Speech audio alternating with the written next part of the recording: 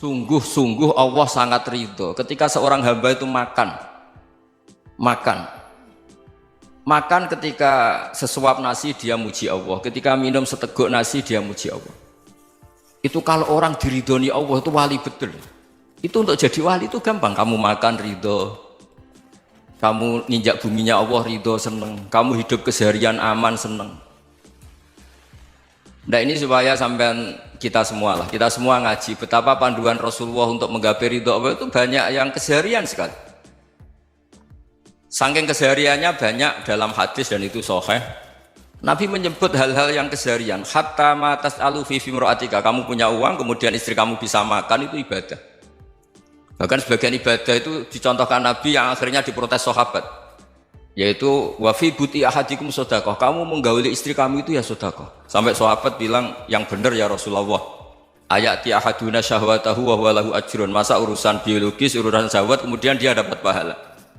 Nabi menjawab, alaysa lawadu'aha fi haramin akana alaihi wisrun. Bagaimana kalau dia meletakkan ke yang tidak benar itu kan dosa. Nah, hal-hal seperti ini yang saya ingin teman-teman semua. Saya juga agak ingin ngaji demi Anda juga agak ingin. Itu dosa sekali ngaji kok pesanan kelompok tertentu itu enggak boleh.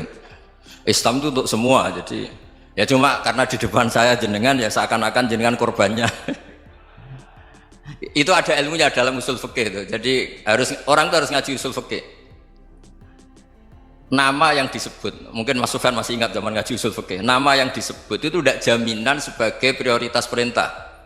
Jadi misalnya gini, kebetulan yang di depan Nabi itu Abu Dzar. Nabi ya bilang, ya Abu Dzarin ini uhibbuka misalnya, atau ya Mu'ad ini muhibbuka, atau ya Abu Hurairah ini uhibbuka misalnya. Banyaklah riwayat yang Nabi nyebut ya Abu Dzarin, ya Mu'ad, ya Abu Hurairah. Kemudian misalnya Nabi meneruskan khitab, ini uhibbuka, saya mencintai kamu, fakul dubur sholatin, atau sebagian riwayat disebut fala tada'anna dubura kulli sholatin, Allahumma inni ala dzikrika wa syukrika wa husni ibadatik. Saya mencintai kamu, siapa saja. Mu'ad bisa, Abu Dzar bisa siapa? Saya mencintai kamu, mohon kalau habis sholat kamu jangan lupa wiridan Allahumma a'inni ala dzikrika wa syukrika wa husni ibadatik. Ya Allah, tolong kami permudah supaya mudah ingat engkau. Anda tidak bisa mentang-mentang, wong nama saya Parmin, nama saya Purnomo, itu yang diperintahkan Mu'ad misalnya. Jadi yang disebut satu, tapi khitab itu untuk siapa saja. Saya teruskan ya. Jadi saya mohon semua kita melakukan kebaikan itu kalau dalam kaidah fikih disebut al yakin la yuzalu bisyak. Banyak kebaikan yang kebenarannya itu 100%. Tidak punya efek samping ke pihak lain, ke kelompok lain, ke komunitas lain. Itu tadi misalnya Anda makan dan itu murah sekali, hanya butuh satu piring. Setiap punyaan kamu muji Allah, setiap minum kamu muji Allah. Itu redaksinya Rasulullah SAW disebut Allah sangat ridho ketika seorang hamba makan, kemudian dia memuji Allah, atau minum kemudian dia muji Allah. Logikanya gampang. Negara seperti ini yang kamu harapkan bentuknya kayak apa, mertua, ipar, komunitas, tetangga, itu nyata terjadi itu kan belum pasti. Sementara yang mesti terjadi adalah kamu butuh makan, kalau tidak mati. Butuh minum, kalau tidak mati. Butuh bumi yang nyaman ditempati, kalau tidak kita juga mati. Sebab itu Allah kalau menyebut nikmatnya itu hal-hal yang keseharian. Alladzi at'amahum min ju'. Allah itu siapa? Allah itu yang menciptakan kamu bisa makan. Tidak berlebihan. Allah itu yang menciptakan kondisi sosial itu ideal. Zaman Nabi itu ya ada orang munafik. Orang-orang pilihan Allah itu juga diuji orang sekelilingnya yang macam-macam.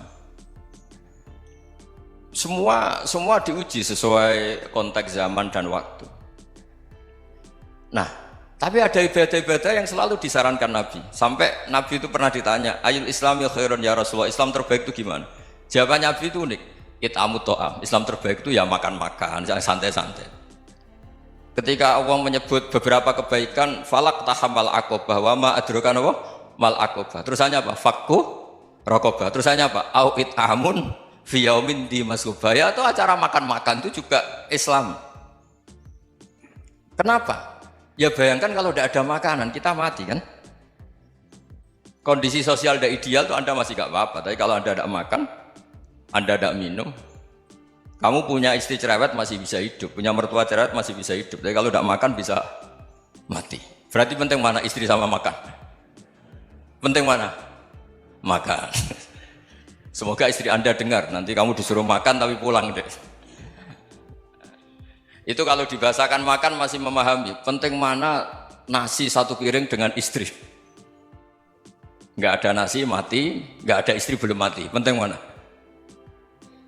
Gak berani jawab kan? Nah, ternyata Anda ada garang kan di depan istri.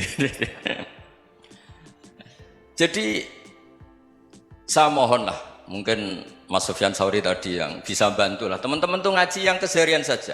Karena kita nyari ridha Allah itu berdasar firman Allah, dan firman Allah itu menyebut keseharian tuh riang gampang. Yaitu tadi misalnya wa min ayatihi manamukum bil laili wan nahar. Termasuk ayat-ayat Allah itu kamu tidur. Maka dulu itu ada guyonan, ada tokoh Mu'tazilah, kelompok dalam Islam yang berpikir manusia itu bisa menentukan ikhtiarnya sendiri. Karena saya bisa duduk, ingin berdiri, berdiri. Karena kelompok ini nggak terima kalau semua kehendak Allah, nanti bagaimana kalau semua kehendak Allah kok ada hisab ya, ada sanksi. Lucunya itu, dia akhirnya, ini cerita ya, mencintai seorang perempuan, cantik sekali. Dan itu dia menjadi ahli sunnah itu oleh hal-hal yang sepele. Karena istrinya cantik, ya namanya suami istri itu hubungan intim. Terus ditanya, Mas, masih ingin lagi? Masih. Silahkan diulang lagi. Wah ya tidak bisa. Katanya manusia bisa menentukan yang diinginkan. Itu tobat itu. Itu nggak bisa ditobatkan Mas Sufyan Ats-Tsauri. Orang cantik yang mudah nobatkan orang itu orang cantik. Segampang itu. Akhirnya kita tahu, makanya kalau dalam kitab Hikam itu disebut al-aqil mayyakul madza yaf'alu wa hubi wal ghafil mayyakul madza af'al.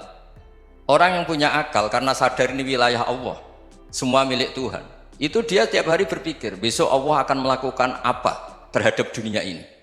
Kamu merencanakan suatu mau plesir ternyata gempa, mau wisata ke Rusia ternyata perang. Kamu tidak pernah tahu apa yang akan terjadi besok. Wa ma tadri nafsum madza taksibu ghadan. Tapi anda semua kita ini sering punya jadwal permanen. Makanya saya kalau diundang siapa saja, sanad takdir. Yang jelas Gus ini acara penting. Ya masih acara penting nak pangeran ngersakno piye? Kok ape dadi pangeran? Kamu kok mau jadi Tuhan? Itu kadang ya kiai. Penting Gus acara ini jenengan harus memastikan bisa.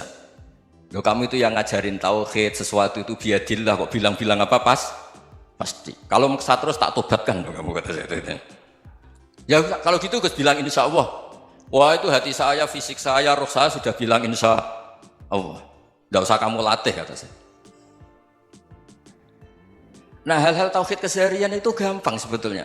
Wal ghafil yaqulu madza af'al. Tapi orang yang lupa Allah dia setiap hari bilang besok apa? Kita bisa melakukan apa? Seakan-akan dia itu aktor, dia penting, dia subjek permanen, dia. Padahal kita ini hanya objek kehendak Allah Subhanahu wa taala.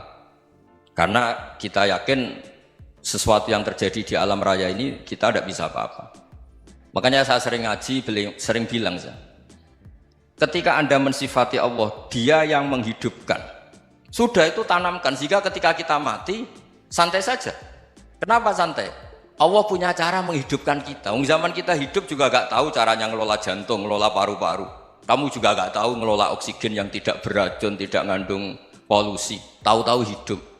Gak ingin tua ya tahu-tahu tua, gak ingin mati tahu-tahu mati. Selama ini kita hidup juga gak tahu apa sebetulnya. Hanya gaya tok, punya jadwal, punya planning. Kalau kamu bisa menentukan pilihan Anda, pasti Anda istrinya cantik, 4 neriman semua, qanaah semua. Nyatanya enggak kan? Ada 1 jelek, cerewet. Oh itu kan, nyatanya enggak bisa apa-apa Anda kan? Dan kamu bawa mati lagi. Itu kan, istri Anda juga gitu, punya keinginan, punya suami yang ganteng, yang jabat, yang neriman, yang enggak poligami. Ya enggak kesampaian juga. Kalau kita ngitung tingkat kegagalan kita itu gagal terus. Ya kan? Nah, terus ingat Allah, madza yaf'alu wa bi. Orang yang punya akal selalu berpikir Allah itu menghendaki apa terhadap saya. Lalu sama-sama orang melihat orang yang serius, itu kata Anda itu pemikir berat, serius, senang punya tokoh yang merengut karena kamu anggap serius. Tapi sebagian orang menganggap orang yang serius itu wong merengut, wong masam, wong muka kok ditekuk. Jadi sama Itu hati ya muqallibal qulub tsabbit qalbi ala dini, karena kita nggak tahu cara berpikir kita tentang orang lain, tentang sekeliling kita. Misalnya kita orang baik yang jenis ngurmat fakir miskin, ada orang bangun masjid mewah itu janggal. Apa artinya masjid mewah kalau banyak orang kelaparan? Tapi kalau yang jenis pendidikan, apa artinya masjid mewah kalau tidak bisa ngaji? Nanti yang jenis infrastruktur, apa artinya ini kalau semuanya punya sudut pandang yang berbeda-beda. Dan Islam mengapresiasi semua kebaikan. Tapi katakan semua kebaikan itu adalah kehendak Allah Subhanahu wa taala. Karena apapun baik Anda itu pakai fasilitas yang diberikan oleh Allah Subhanahu wa taala. Sehingga ini yang disebut kulillah sumadarhum fi khawdihim yal'abun. Ya kembali tadi ke tema-tema bahwa keseharian Anda ini sudah Islami. Saat Anda tidak bisa melakukan apa saja. Saya sering ada jenazah, biasanya kalau tetangga meninggal saya sering disuruh ngelepas. Saya bilang orang ini baik karena sering ngelamun di rumah, sering nganggur di rumah. Ditanya sama anaknya, kenapa Gus nganggur baik? Ya kalau dia nganggur artinya juga gak berbuat sesuatu yang maksiat kan? Ya kan, orang nganggur di rumahnya ya tidak bunuh orang, tidak maling, tidak korupsi, ya namanya nganggur di rumah. Lah cuma istri cara pandang nganggur gak menghasilkan uang gitu. Tapi juga gak menghasilkan kriminal kan? Jadi sebenarnya Islam itu cara, makanya kalau sampai ngaji usul fikih itu ada kitab usul fikih namanya Lubul Usul, itu terkenal sekali di pesantren itu. Itu kalau ngapresiasi keseharian itu luar biasa. Izma min mubahin illa wa yatahaqqaqu bihi tarku haramimma. Karena keseharian yang mubah saat Anda lakukan itu ada kehebatan yang luar biasa, yaitu meninggalkan haram.